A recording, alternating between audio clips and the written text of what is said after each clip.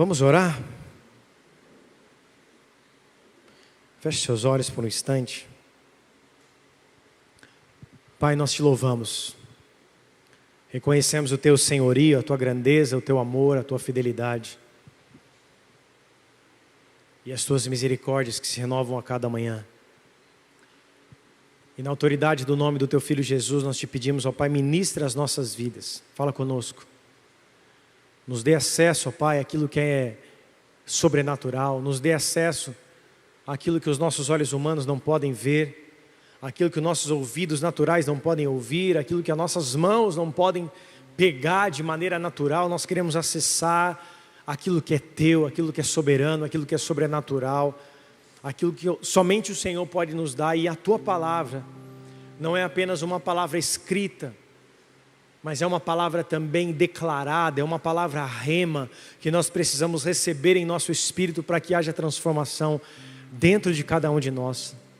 Por isso, ó Deus, em nome de Jesus, fala com o teu povo, fala com a tua noiva, fala com a minha vida e ministra as nossas vidas, ministra cada um também que está nos acompanhando pela internet, que teu Espírito se manifeste de maneira abundante, que nós possamos aqui ter o discernimento daquilo que o Senhor está nos dizendo, que nenhuma palavra seja roubada, que todas as obras, ó Pai, contrárias à tua palavra, que todas as obras das trevas sejam repreendidas e anuladas no poder do teu sangue, em nome de Jesus, e que nós tenhamos liberdade, Senhor, para receber aquilo que o Senhor deseja derramar sobre nós nessa noite, naquilo que o Senhor deseja, Senhor, nos ensinar nessa noite. Por isso, em nome de Jesus, fala conosco, fala com a tua igreja, fala com o teu povo.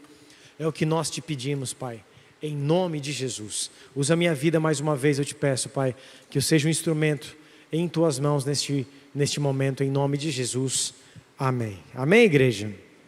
Abra a tua Bíblia comigo, por favor, no livro de Lamentações, capítulo de número 3, versículo de número 1.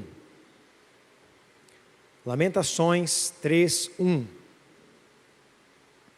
Nós vamos ler até o verso de número 20. Você pode acompanhar também nos telões, se você preferir. A palavra de Deus diz assim, Lamentações 3, verso 1. Eu sou o homem que viu a aflição pela vara do furor de Deus.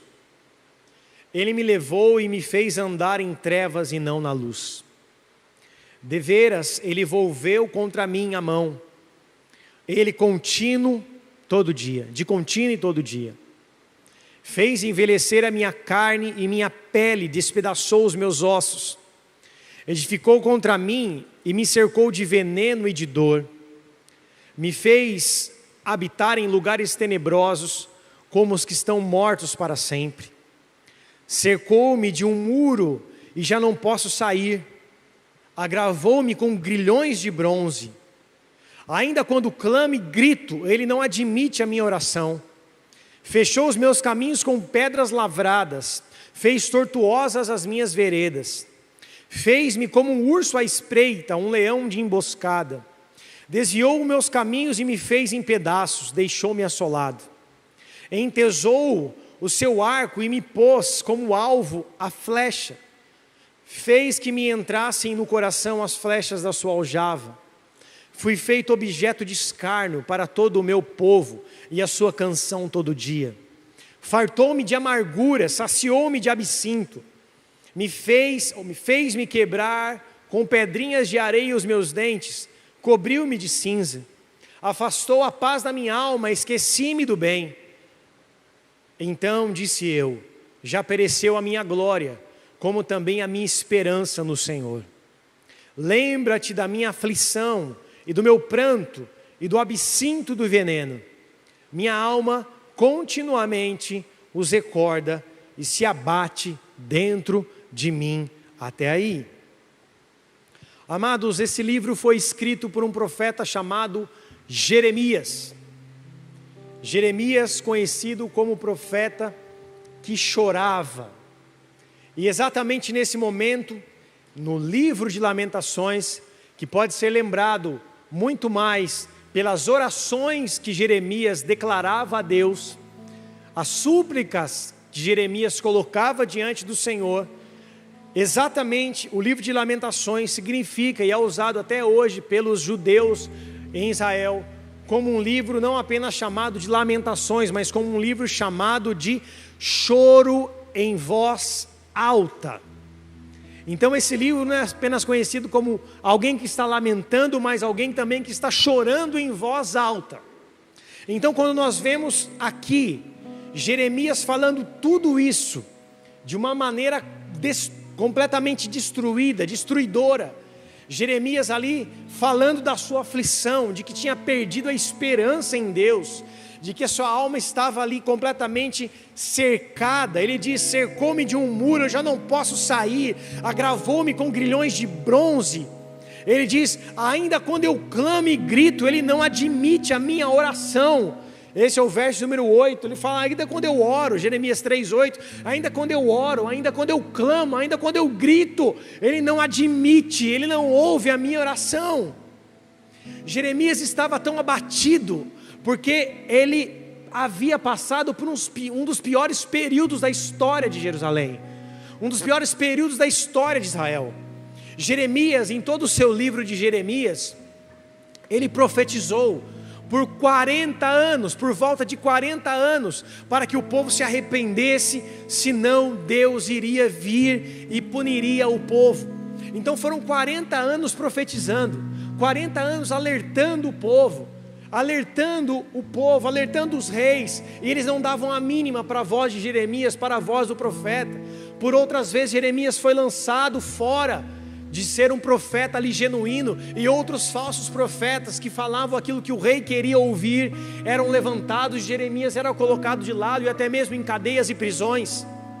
Jeremias viu a completa destruição de Jerusalém após a invasão da Babilônia, no qual ele mesmo profetizou que o cativeiro duraria 70 anos. Jeremias capítulo 25, ele profetiza a respeito do cativeiro da Babilônia, que duraria 70 anos, caso o povo não se arrependesse. O povo não se arrependeu, e o cativeiro se consolidou. Acontece que Jeremias viu com os seus olhos, ouviu com os seus ouvidos, e teve ali a sua alma completamente amargurada, o seu corpo despedaçado. Ele se sentia como alguém que estava tomando uma flechada, escarnecido pelos seus inimigos, com a sua oração que talvez não estava sendo respondida. Ele sentia isso, porque ele viu a destruição dos palácios de Jerusalém, das casas, dos muros e também do templo, e tudo isso aconteceu 586 anos antes de Cristo. Ou seja, para um profeta que alertou 40 anos sobre uma possível destruição que haveria de vir, e depois ele começa a enxergar isso com seus próprios olhos, tendo em vista ali toda a destruição do templo, das casas, dos palácios, e vendo o seu povo sendo levado preso, cativo, escravo, para servir um rei perverso, que era o rei Nabucodonosor na Babilônia. Jeremias estava devastado. Jeremias estava ali com dúvidas sobre o seu ser e até mesmo sobre a sua esperança em Deus. Ele termina o versículo de número 20, ele diz no verso número 20: minha alma continuamente os recorda e se abate dentro de mim. Ele está com a sua alma abatida, ele está cansado, ele está destruído, se sentindo destruído por tudo aquilo que ele havia alertado que haveria de acontecer, e obviamente por tudo aquilo que aconteceu, que foi a destruição de todas as coisas. Só que nós vemos algo muito interessante na vida de Jeremias, principalmente no livro de Lamentações. No livro de Jeremias, ele fala a respeito da Babilônia, que foi a terra, o povo, a nação que invadiu Israel para os levá-los cativos ali. Ele, só no seu livro de Jeremias, ele cita 150 vezes a palavra Babilônia. E por outras tantas vezes, ele fala a palavra do rei chamado Nabucodonosor. Só que há algo interessante no livro de Lamentações, que Jeremias não cita a palavra Nabucodonosor, e ele também não cita a palavra Babilônia, porque Jeremias teve o completo entendimento que, porque o povo pecou, porque o povo se distanciou de Deus, havia uma condenação, houve uma condenação da parte de Deus, que foi ser escravo na Babilônia por 70 anos, e no livro de Lamentações, só sobrava para Jeremias lamentar, chorar em voz alta. Ele já não adiantava mais para ele falar da Babilônia, alertar sobre a Babilônia, falar sobre o rei. O que restava para Jeremias era apenas prantear, chorar, porque a sua alma estava devastada, o seu corpo estava ali consumido, como se tivesse sido entregue aos leões e aos ursos, como ele diz. Por isso, a primeira sessão e a primeira parte do livro de Jeremias, escrito por Jeremias, o livro de Lamentações, escrito por Jeremias, a primeira parte ele vai falar sobre destruição de Israel aos seus olhos, e ele vai falar sobre desgraça. Ele só fala de coisas ruins, de coisas que vieram sobre Israel e que ele estava vivendo, que ele viu e profetizou que iria acontecer. Sabe quando algo acontece e que você avisou aquela pessoa que ia acontecer? Sabe quando mãe fala para você, não sai sem usar não vai para tal lugar sem levar uma blusa no carro, não sai sem levar seu guarda-chuva, e você vai de teimoso sem a blusa, sem o guarda-chuva, e de repente você pega um vento gelado, passa frio ou toma chuva no meio do caminho. Jeremias estava dessa forma. Ele havia avisado 40 anos, não foi 40 dias, um dia, 40 horas, ele avisou o povo, ele avisou, vocês precisam se arrepender, senão serão punidos com escravidão. E depois, quando isso acontece, a alma de Jeremias estava destruída. Por isso que na primeira sessão ele fala sobre destruição e desgraça. E dentro do contexto das nossas vidas, muitas vezes nós nos vemos também como Jeremias. Nós olhamos para contextos das nossas vidas, e em alguns momentos sentimos também o verso número 8, Jeremias 3:8, acontecendo sobre as nossas vidas. Nós oramos, nós clamamos, nós pedimos a Deus em alguns momentos respostas que não são atendidas. Oramos e não vemos uma resposta da parte de Deus. Não vemos Deus nos se movendo, não vemos uma palavra profética, não vemos Deus falando conosco. Tudo que nós temos é silêncio da parte de Deus. Em alguns momentos, dentro das nossas adversidades, das nossas aflições, nós nos sentimos assim também como Jeremias, clamando, gritando, e Deus parece que não ouve a nossa oração. Quem já se sentiu assim? E nesses momentos, quantas situações de dúvidas vêm sobre nós? Eu saí de férias agora esses 5 dias, tirei 5 dias, estou de férias do trabalho, volto terça-feira, tirei alguns dias de férias com a minha família, fui viajar, estávamos bem longe daqui, algumas horas daqui, e estava tudo muito legal, muito bem, curtindo, paisagem, lugar legal, levamos as crianças num parque aquático, e de repente no meio da noite, quando nós estávamos nos preparando no entardecer, 6 para 7 horas da noite, nós estávamos nos preparando para ir tomar sorvete no centro da cidade, o meu filho mais novo, o Gabriel, começa a vomitar, passar mal, do nada. E ele começou ali por volta das 7 horas da noite, foi passando mal, foi ficando abatido, e nós estávamos numa cidade onde o meu convênio não atendia, onde nós nem sabíamos qual médico ir ou qual posto de saúde ir, não sabíamos nem se funcionava 24 horas, serviu de lição isso também para nós, mas ele passou mal por volta das 7 horas da noite até as 5 horas da manhã, tendo diarreia e vômito. E das 7 horas da manhã, das 7 horas da noite às 5 horas da manhã, eu estava clamando junto com a minha esposa, e em momentos de cochilo de 10 minutos, a gente acordava e ele acordava passando mal, levava ele para o banho, trocava a sua roupa, e depois ele acordava novamente, passando mal, tendo náusea. E nós amanhecemos com essa luta. E quando você planeja uma férias, você não planeja que algo disso aconteça, você planeja que tudo seja da melhor forma. Você ficou um ano planejando, e de repente você se dá uma circunstância dessa. De manhã fomos para o hospital municipal ali da cidade, era necessário ele tomar obviamente um soro para recarregar suas energias, voltar às suas vitaminas, era necessário ele tomar talvez um Dramin, e de repente a enfermeira coloca a veia no seu braço, começa a flambar com a veia dentro, com a agulha dentro do seu braço, e não acha a veia no braço esquerdo. E de repente vai para o outro braço e não acha a veia no braço direito, e o menino em berros gritando. E aí vem dúvidas sobre o teu coração. E você acha que um pastor não passa por isso? Deus, por que o Senhor não me responde? Por que o Senhor não faz um milagre? E de repente o médico vem e fala: agora nós vamos ter que fazer uma injeção intramuscular. E para quem já tomou a injeção Profenid, Dramin e algumas outras injeções intramuscular, que é no bumbum, você sabe que dói, assim como Bezetacil. E exatamente no momento que eu estava lá fora, tinha trocado com a pastora, injetaram ali a injeção do Dramin nele, e o moleque grita de uma tal forma no hospital, e você com o coração na mão volta para casa. O menino não quer brincar, o menino não quer mais fazer nada, só fica jogado no sofá. Isso é como algo que arrebenta com o coração de um pai e de uma mãe. Se você é pai, você sabe o que eu estou dizendo, você sabe o que eu estou falando. Se você é mãe, você sabe o que eu estou falando. Como isso acaba com a gente. Você prefere 10 mil vezes você estar mal, internado, numa UTI, do que ver seu filho passando mal. A sua oração é às vezes: Senhor, passa isso para mim. Quem é pai e mãe já fez essa oração? Senhor, eu quero estar no lugar do meu filho.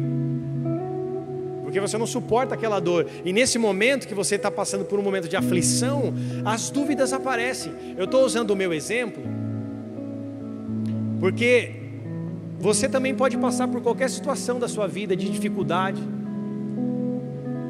de doenças, de problemas físicos, de problemas financeiros, de problema no seu trabalho, nas suas emoções, dúvidas, medos, notícias tenebrosas, enfim, coisas que vêm sobre as nossas vidas, que muitas vezes nós não obtemos uma resposta no momento em que queremos, e até mesmo no momento que nós precisamos.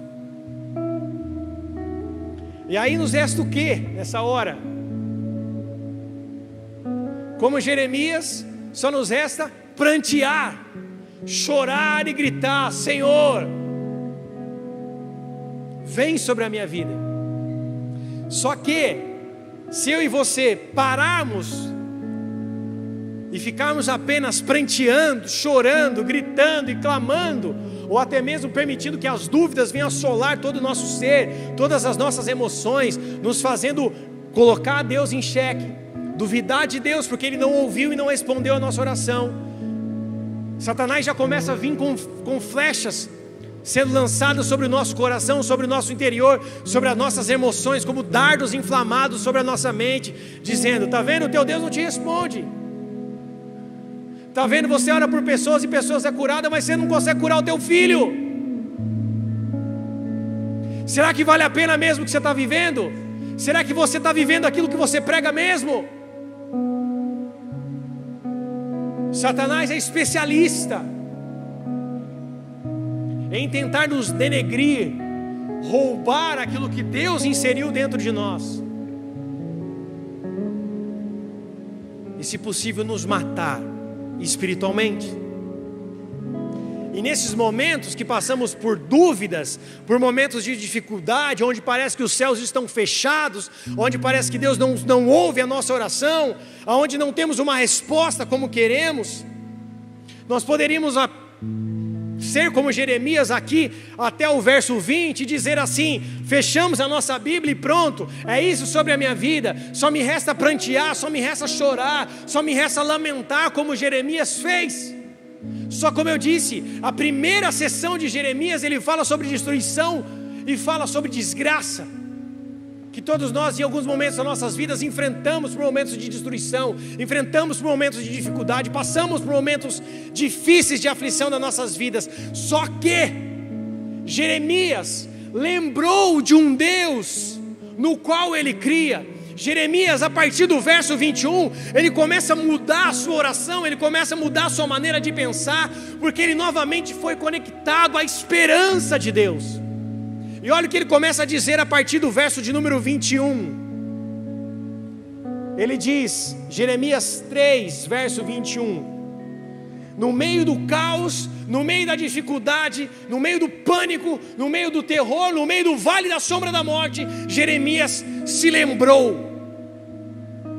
E ele diz no verso 21, eu quero trazer à memória o que pode me dar esperança. Eu quero trazer à memória o que pode me dar a esperança. E nos momentos mais difíceis das nossas vidas, no momento de mais dor, de mais aflição, de mais pânico, é esse momento que eu e você devemos viver a segunda sessão da oração de Jeremias, que é: Senhor, traga à minha memória aquilo que pode me dar esperança. Por que Jeremias disse, traz à memória? Porque o contexto que ele estava vendo não tinha nada de bom acontecendo. Era morte, escravidão, mulheres sendo ali abusadas, homens e crianças sendo dilacerados, príncipes sendo presos, palácios destruídos, o templo sendo destruído, o muro em chamas. O que ele via era só destruição. Em alguns momentos das nossas vidas, quando nós olhamos ao nosso redor, nós não vemos nada de bom.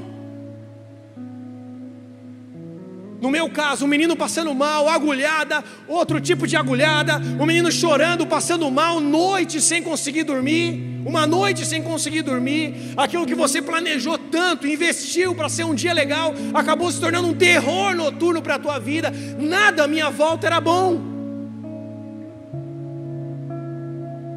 Perdeu-se o brilho de tudo. Já não havia mais nada belo. Só aquilo que nós estávamos vivendo, porque por alguns momentos nós estávamos ali mergulhados dentro do problema, mergulhados dentro da aflição, mergulhados dentro da dificuldade. E é assim que muitas pessoas estão hoje, mergulhados em suas aflições, mergulhados nos seus problemas, mergulhados nas suas dificuldades, mergulhados naquilo que muitas vezes tem te afastado de Deus, e não conseguem enxergar nada, porque ao seu redor só tem destruição. Quando eu e você estamos mergulhados no problema, nós não conseguimos enxergar nada ao nosso redor, nós não conseguimos olhar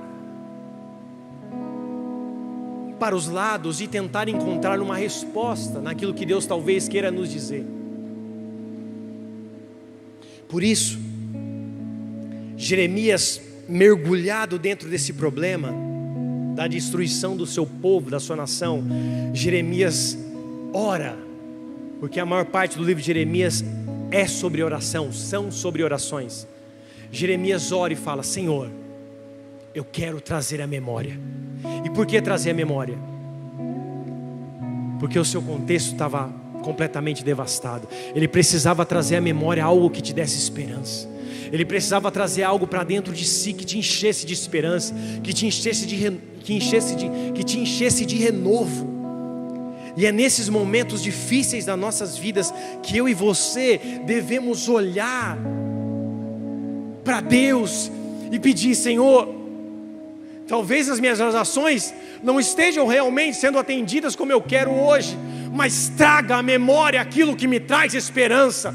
Traga à memória aquilo que me traz esperança, porque é nesse momento em que Deus começa a renovar o teu espírito, é nesse momento que Deus começa a renovar a tua mente, é nesse momento que Deus começa a renovar o teu interior, e você começa a ser fortalecido, mesmo que o seu ambiente terreno e a sua volta esteja completamente destruído. Deus começa a te renovar por dentro, e quando Deus começa a te renovar por dentro, Satanás já não tem mais poder para tentar te atingir,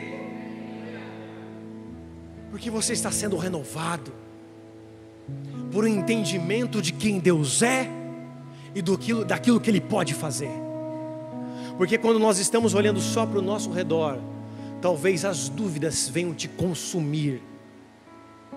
Você não vai obter todas as respostas para os seus problemas, e não muito menos para as suas dúvidas.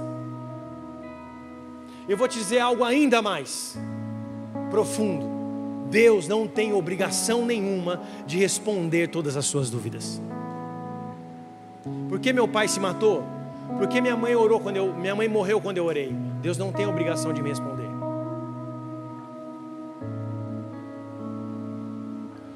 E dentro desse contexto, eu preciso ter o entendimento que aquilo que opera dentro de mim vai me fortalecer nos dias que eu estiver passando por momentos onde tudo ao meu redor está caindo por terra,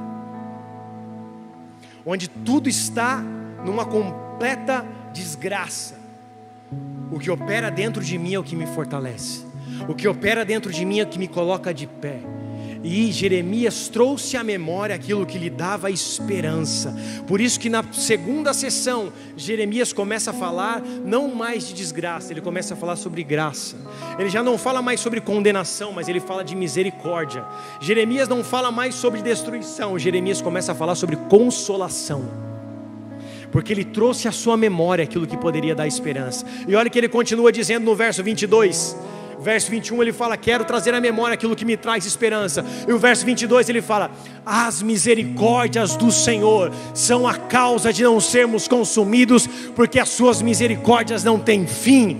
As suas misericórdias não têm fim. E ele continua dizendo, a partir do verso 23, porque as misericórdias do Senhor são a causa de não sermos consumidos, porque as suas misericórdias não têm fim, renovam-se a cada manhã, e grande é a tua fidelidade. A minha porção é o Senhor, diz a minha alma, portanto esperarei nele. No momento da dificuldade, onde o seu corpo físico está diante das situações adversas, eu e você não podemos abater a nossa alma, não podemos permitir que a nossa alma seja abatida, porque a nossa alma, biblicamente, simboliza as nossas emoções. E quando as nossas emoções estão abatidas, nós perdemos o sentido. Não tomamos decisões da maneira como devemos tomar, falamos o que não devemos, começam pensamentos sobre as nossas mentes de discórdia, o medo começa a nos assolar, as dúvidas começam a vir sobre as nossas vidas, e Satanás começa a vir sobre a nossa alma para tentar destruir a nossa alma, porque ele é o inimigo das nossas almas. Por isso eu e você precisamos, no momento em que a dificuldade nos assola, no momento em que as dúvidas vêm sobre as nossas vidas, aonde tudo está acontecendo de errado ao nosso redor, nós devemos lembrar: o Senhor é a minha porção, é o Senhor, diz a minha alma, portanto eu esperarei nele. O Senhor não está respondendo a minha oração, mas eu esperarei nele. As coisas estão caindo ao meu redor, mas eu esperarei nele. As coisas não estão acontecendo como eu sonhei e planejei, mas eu ainda assim continuamente esperarei nele. Aleluia!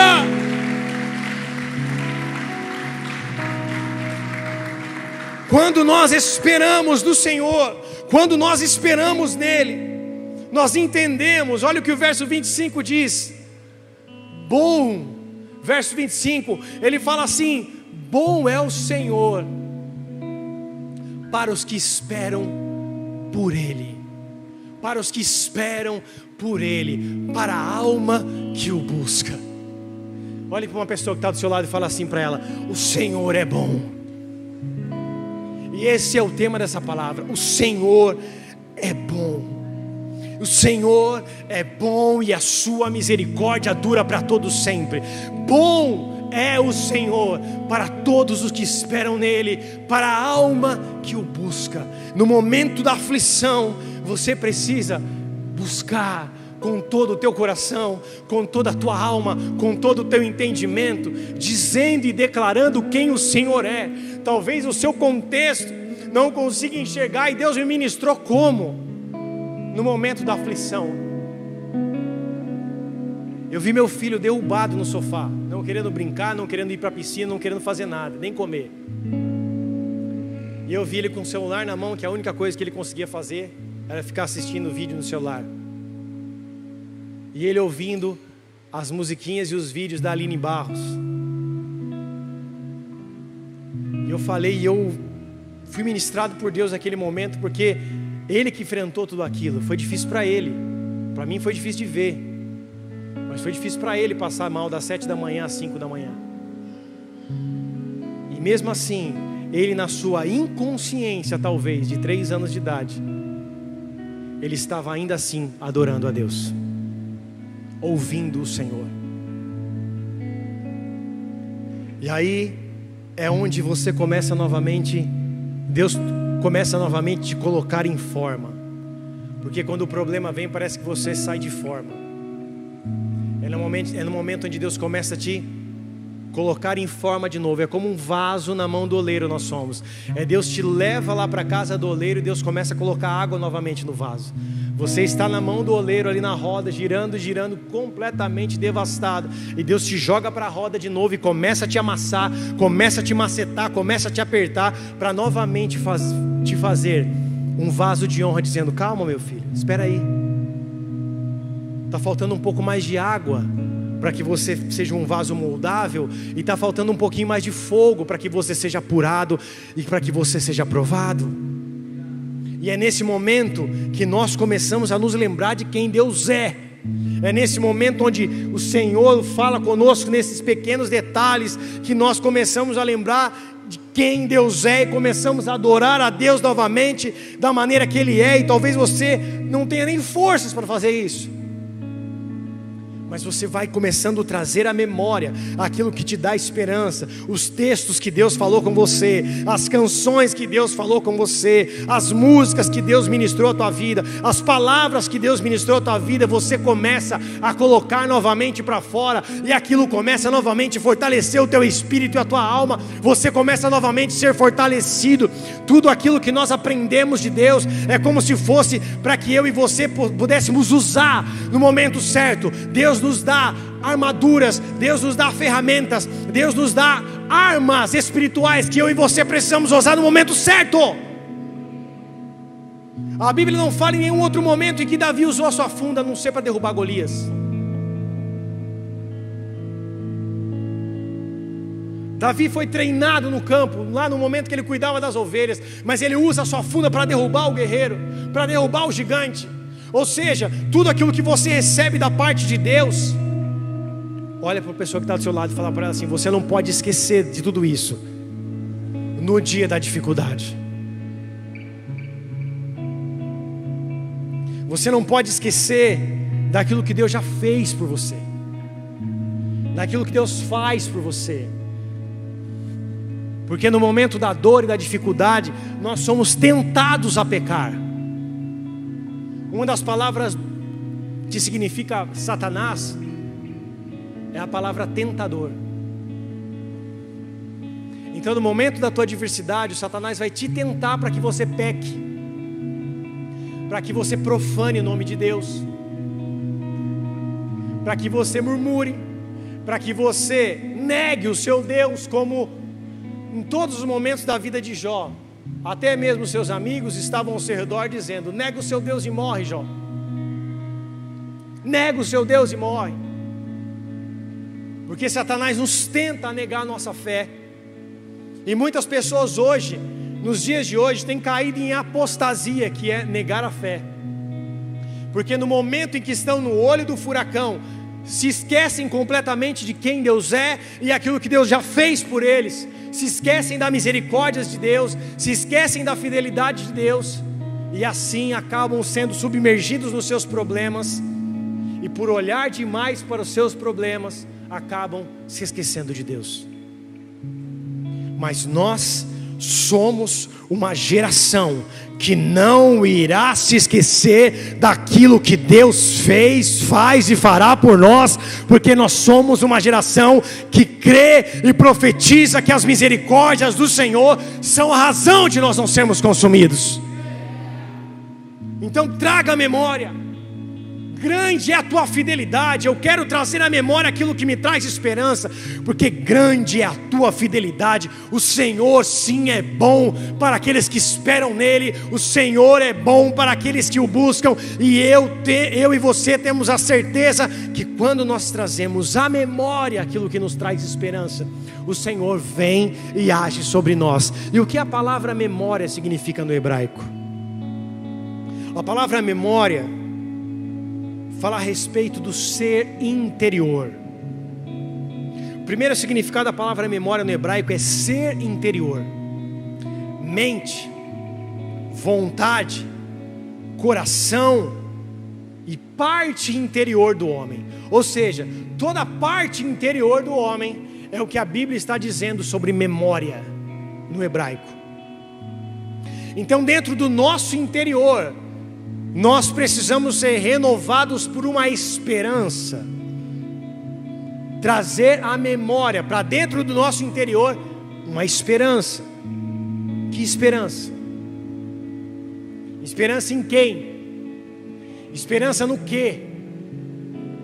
Nós precisamos trazer à memória a esperança na fidelidade de um Deus que é misericordioso.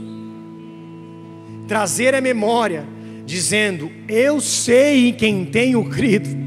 Trazer à memória, dizendo: o meu Deus é um Deus misericordioso. E se eu estou vivo hoje aqui é porque a misericórdia dele se renovou essa manhã. Porque se não se renovasse essa manhã eu já estava morto. Então a misericórdia do Senhor que se renova. Eu preciso ter dentro do meu interior essa esperança que permanece intacta e ardente, mesmo que o mundo esteja caindo ao teu redor. A sua expectativa sobre Deus, sobre quem Deus é, do que a palavra de Deus diz, deve estar queimando e ardendo dentro do teu coração de maneira intacta, dizendo: eu creio no Criador dos céus e da terra. O meu Deus venceu a morte e ressuscitou após o terceiro dia. Mesmo que eu passe por dias difíceis, por dias de dificuldade, ainda que eu ande pelo vale da sombra da morte, eu não temerei mal algum, porque o Senhor está comigo.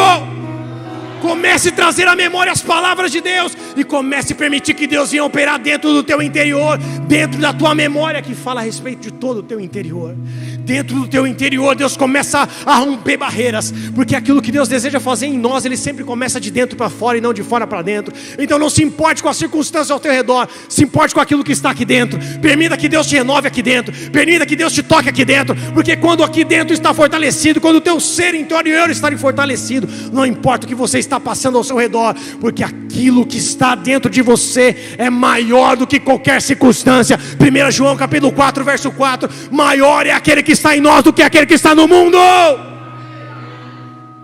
Maior é o Senhor que opera em nós do que aquilo que está no mundo. Maior é o Senhor que opera dentro de nós do que aquilo que está no mundo. Por isso eu e você temos essa esperança renovada de que o Senhor, Criador dos céus e da terra, opera dentro de nós. Olha o que o apóstolo Paulo diz. O apóstolo Paulo teve essa completa experiência com Deus, esse completo entendimento de quem Deus era, de maneira interior. E ele fala em Romanos capítulo 5, verso 1. Romanos 5, 1.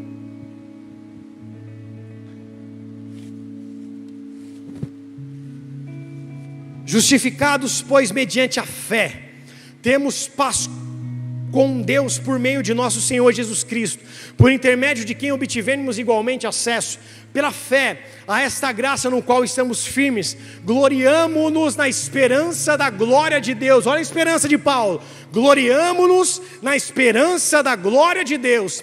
E não somente isso, mas também nos gloriamos nas próprias tribulações, sabendo que a tribulação produz perseverança, e a perseverança experiência, e a experiência esperança. Ora, a esperança não confunde, porque o amor de Deus é derramado em nosso coração pelo Espírito Santo que nos foi outorgado.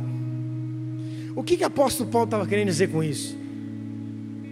Da onde o apóstolo Paulo tinha essa certeza de como ele podia falar com tanta autoridade sobre isso? É porque o seu interior, dentro do seu ser interior, havia uma certeza de fé.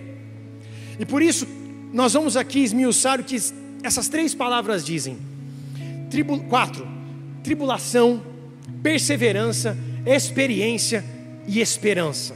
Tribulação, perseverança, experiência e esperança. A palavra tribulação, onde o apóstolo Paulo fala do verso 3 e 4, e não somente isto, mas também nos gloriamos nas próprias tribulações, sabendo que a tribulação produz perseverança, e a esperança experiência, e a experiência esperança. A palavra tribulação significa o ato de prensar, imprensar ou pôr pressão. Tribulação é quando você está sendo prensado, pressionado. Isso que significa tribulação. Quantos de nós já fomos prensados? Quantos de nós já nos sentimos pressionados?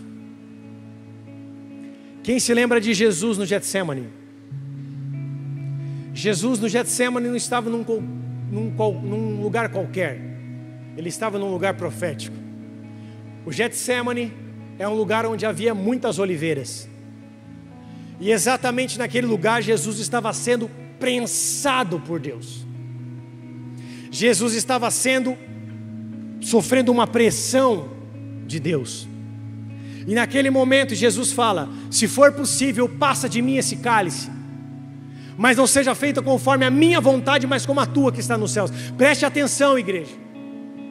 No momento da prensa, no momento da pressão, antes da cruz, até Jesus disse: Senhor, passa de mim esse cálice. Mas aí vem a parte B do versículo: mas que não seja feita conforme a minha vontade, mas como a tua que está nos céus. Jesus no Getsemane suou sangue, e dentro de um lugar onde havia as oliveiras, ele estava sendo pressionado, e dentro do seu corpo sangue estava saindo, porque era isso que ele ia derramar por nós naquela cruz, sangue, para que eu e você fôssemos libertos. Então no momento da pressão, nós pensamos em algumas horas em desistir. Jesus também pensou: se possível, passa de mim o cálice. Então no momento da tribulação, que é o momento da prensa, eu e você precisamos entender que mesmo que doa, que mesmo que seja ruim, que mesmo que seja como suar sangue, como foi para Jesus, eu e você precisamos perseverar. Que é a segunda palavra. O verso fala que a tribulação produz perseverança. E o que significa a palavra perseverança no grego? Estabilidade, constância e tolerância. Ou seja, quando Deus nos prensa, Ele está gerando em nós estabilidade, constância, tolerância. Para tolerar o quê? O dia mau. Estabilidade, de se manter estável nas curvas, nas subidas ou nas descidas. Quando Deus nos prensa, Ele está fazendo de mim e de você, da minha vida e da tua, pessoas estáveis na fé em Cristo Jesus. Produz perseverança, e a perseverança produz, próximo, por favor, experiência, e a perseverança, experiência. A palavra experiência significa teste, caráter aprovado, e um exemplar de valor comprovado. Ou seja, experiência é aprovação, experiência é a aprovação, o caráter aprovado. Deus nos prensa para gerar em nós estabilidade e para gerar em nós caráter aprovado. Deus nos prensa para gerar em nós constância e estabilidade, para gerar em nós um caráter aprovado. Você entendeu? Amém ou não? E por último, Deus gera em nós esperança. Depois de sermos prensados, depois de termos sido estabilizados e temos um caráter aprovado, Deus gera em nós esperança, que significa nada mais do que uma expectativa do bem, um regozijo de um futuro melhor, ou uma expectativa e uma confiança naquilo que é eterno. Essa é a nossa esperança. Então nós passamos pelo processo de ser prensado para desenvolver a constância, a estabilidade, para ter o nosso caráter aprovado e para mantermos a nossa firme confiança no Senhor, que é o nosso Salvador, que é o nosso Deus, que é aquele que nos levará para os céus para morar juntamente com Ele. Por isso, quando passamos pelo momento da tribulação, da prova, da prensa, Deus está fazendo de nós apenas homens e mulheres que não trocam a sua expectativa no Senhor por qualquer coisa terrena. Todos nós, mais cedo ou mais tarde, passaremos por dias difíceis. E quando o dia difícil chegar,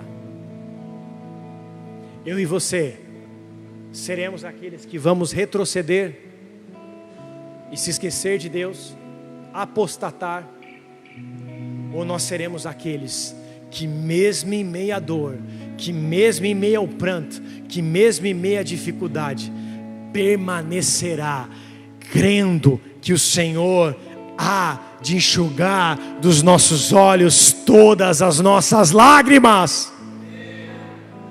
Essa é a nossa expectativa, essa é a nossa esperança, que não é apenas terrena, mas principalmente é celestial e eterna. Por isso eu e você temos que ter a certeza que as misericórdias do Senhor se renovam, e que o Senhor é bom, Ele é bom em todo o tempo, Ele é bom. Nós não somos mais condenados ao inferno, nós não somos mais condenados e escravos ao pecado, mas eu e você somos livres para viver a vontade de Deus, porque o Senhor é bom. Para a gente encerrar, o apóstolo Paulo, tendo ainda esse completo entendimento, ele diz em 2 Coríntios capítulo 4, verso 16: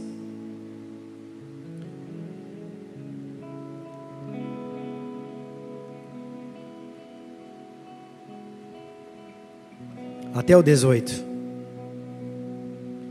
Por isso, não desanimamos. Pelo contrário, mesmo que o nosso homem exterior se corrompa, contudo, nosso homem interior se renova de dia em dia. Porque a nossa leve e momentânea tribulação produz para nós eterno peso de glória, acima de toda comparação, não atentando nós nas coisas que se veem, mas nas que não se veem. Porque as que se veem são temporais, e as que não se veem são eternas. Paulo, ele tinha a sua completa convicção e esperança na fidelidade de Deus, nas misericórdias que se renovavam a cada manhã. Por isso que o apóstolo Paulo fala: ainda que o homem exterior se corrompa, o interior se renova dia após dia. O que se renova dia após dia, amados? As misericórdias do Senhor. E como que nós somos renovados pelo nosso homem interior dia após dia? Porque nós cremos na sua misericórdia e nós cremos na sua bondade. O apóstolo Paulo, que sofreu espancamento, apedrejamento, naufrágio e todo tipo de labuta que um homem poderia ter pelo Evangelho, ele sofreu. E apóstolo Paulo, ele diz que a leve e momentânea tribulação produz para nós um eterno peso de glória, um eterno peso de glória, acima de toda comparação, porque nós não estamos atentando para as coisas que nós conseguimos ver, nós estamos nos atentando para as coisas que nós não vemos, porque elas são eternas e não temporárias. Tudo que nós estamos vendo ao nosso redor, que talvez não esteja acontecendo da maneira como nós queríamos, tudo isso é temporário, isso é temporário, isso é temporário, isso é temporário. Tudo que nós estamos vendo aqui é temporário, até as nossas carnes mortais, as nossas vestes, tudo é temporário, mas a nossa fé, mas o nosso Senhor Jesus Cristo e a nossa alma é aquilo que será eterna. O nosso corpo natural será consumido e nós seremos revestidos por um corpo de glória, e em nome de Jesus Cristo entraremos para uma nova Jerusalém, revestidos da glória do nosso Senhor Jesus Cristo, cheios da expectativa de que um Deus poderoso para suprir todas as nossas necessidades estará de pé com um sorriso no rosto, rosto, dizendo: entra, servo bom e fiel, entra, servo bom e fiel, entra, serva boa e fiel, na alegria do teu Senhor. Nós temos essa esperança, essa expectativa. Os nossos olhos não estão naquilo que está acontecendo hoje, os nossos olhos estão naquilo que acontecerá no dia do Senhor. Por isso, em nome de Jesus Cristo, não permita que o dia mau, que o dia da aflição, que o dia da prensa, que o dia da tribulação venha te fazer retroceder ou pensar em desistir, ou até mesmo se esquecer de Deus ou negar a Deus. Não permita que isso aconteça na tua vida, mas permita que o Espírito de Deus tome todo o teu interior, tome toda a tua mente, tome todo o teu coração, todo o teu ser interior, para que dentro de você, no dia mau, você comece a produzir adoração. No dia mau você adora, no dia mau você começa a dizer que Ele é bom, no dia mau você começa a dizer: as misericórdias do Senhor são a razão de eu não ser consumido, pois grande é a tua fidelidade. No dia que você está mal, tudo que Satanás não quer ouvir da tua boca é você dizendo: Senhor Jesus, eu te amo. Satanás não quer ouvir da tua boca: Senhor, tu és bom.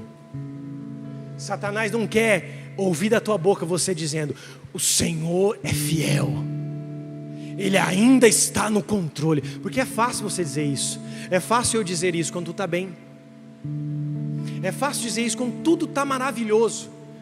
Um dia antes da tribulação do meu filho, da nossa família, era fácil dizer: obrigado, Jesus, pelo sol, pelo sorvete, pela água, por essas férias, obrigado, eu te amo, eu te adoro. Era fácil dizer na bonança.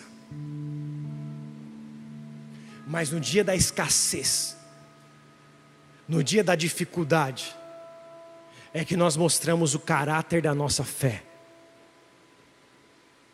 Nós mostramos como está a nossa fé diante do Pai. É no dia da escassez, porque o dia da bonança te prepara também para o dia da escassez. O dia bom te prepara também para você vencer o dia mau. Então, quando você está adorando no dia bom, Deus também quer que você adore no dia mau. E quando o dia mau vier, louve, adore. Talvez você não consiga nem cantar uma música inteira, mas produza adoração. Adore com o teu espírito. Eu estava no chuveiro chorando, eu não conseguia adorar, eu não conseguia nem orar direito, mas o meu interior estava adorando ao Senhor. Eu falei: Senhor, eu não consigo, mas o meu espírito está te adorando. Receba essa adoração. E é no momento da dificuldade que você começa a romper em fé e em adoração, e o Espírito de Deus começa a se mover dentro de você, e Ele começa novamente a te colocar de pé. A sua fé novamente vai sendo renovada, e todos aqueles problemas que eram como gigantes começam a cair diante dos seus pés, porque o Senhor retomou o controle. Muitas vezes nós perdemos o controle e tiramos também o controle de Deus. Mas quando nós exercemos fé e andamos por fé, nós colocamos o controle das nossas vidas na mão do Senhor. O Espírito de Deus me diz que existem pessoas hoje aqui nessa noite que precisam novamente colocar o controle de suas vidas na mão do Senhor. Você tentou fazer do teu jeito, você tentou fazer da tua maneira, você tentou e insistiu da tua forma, da tua maneira, de como você achava que era bom. É noite de você colocar diante dos pés do Senhor o controle da sua vida, o teu ministério nas mãos do Senhor, o teu trabalho nas mãos do Senhor, a tua família, o teu esposo, a tua esposa nas mãos do Senhor. Você já tentou fazer do teu jeito e não deu certo. Hoje é noite de você novamente colocar tudo no controle e nas mãos do Senhor, porque quando Ele está no controle, nós temos a certeza que mesmo que passemos por dias difíceis, as suas misericórdias se renovarão dia após dia. E mesmo que o choro dure uma noite, a alegria virá pela manhã. E ainda que você esteja cansado, existe uma promessa de que o que esperam no Senhor renovarão as suas forças, subirão com asas como águia, correrão e não se cansarão, caminharão e não se fatigarão. Há uma promessa de Deus sobre a tua vida, há um liberar de Deus sobre a tua história, há um liberar de Deus sobre a tua família, sobre a tua descendência, e isso não será roubado em nome de Jesus Cristo. Feche seus olhos, curva sua cabeça.